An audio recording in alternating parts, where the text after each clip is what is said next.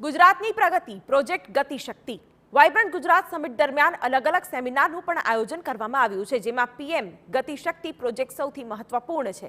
ત્યારે vibrant summit અંતર્ગત જાપાનના ડેલિગેશન સાથે ગતિશક્તિ પ્રોજેક્ટને લઈને મહત્વનો સેમિનાર યોજાશે। મહત્વનું છે કે પીએમ ગતિશક્તિ પ્રોજેક્ટ એ મલ્ટી મોડલ કનેક્ટિવિટી માટેનો રાષ્ટ્રીય માસ્ટર પ્લાન છે કે જેના થકી ઇન્ફ્રાસ્ટ્રક્ચર પ્રોજેક્ટ પ્લાનિંગ અને અમલીકરણનું સંકલન સાધવામાં આવશે। આ મહત્વાકાંક્ષી યોજના પાછળ ભારત સરકારનો હેતુ લોજિસ્ટિક ખર્ચ ઘટાડવાનો છે।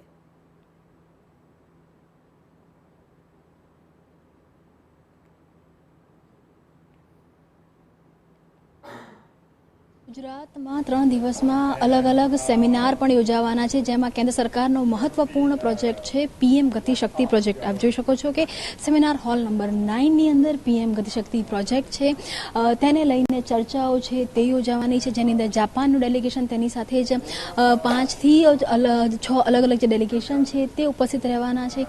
પીએમ ગતિશક્તિ પ્રોજેક્ટથી દેશભરમાં કઈ રીતે કનેક્ટિવિટી કરવામાં આવી છે, તમામ રાજ્યોના પ્રોજેક્ટને એકબીજા સાથે કેવી રીતે જોડવામાં આવ્યા છે, પીએમ ગતિશક્તિ પ્રોજેક્ટથી દેશની ગતિમાં કઈ રીતે વધારો થશે, કયા રાજ્યમાં કયો પ્રોજેક્ટ ચાલી રહ્યો છે, આ તમામ વસ્તુઓ ડિજિટલ ભારતના માધ્યમથી ઓનલાઈન કરવામાં આવી છે। અને આ જ પ્રકારના પ્રોજેક્ટ અન્ય દેશોમાં પણ ચાલતા હોય છે, ત્યારે અન્ય દેશના પ્રોજેક્ટ અને ભારતના પ્રોજેક્ટની અંદર કેટલી સમાનતા છે, કેટલા અલગ અલગ પ્રકારના પ્રતિભાવો છે, આ તમામ જે મુદ્દાઓ છે તેમાં આ સેમિનાર હોલની અંદર ચર્ચા કરવામાં આવશે।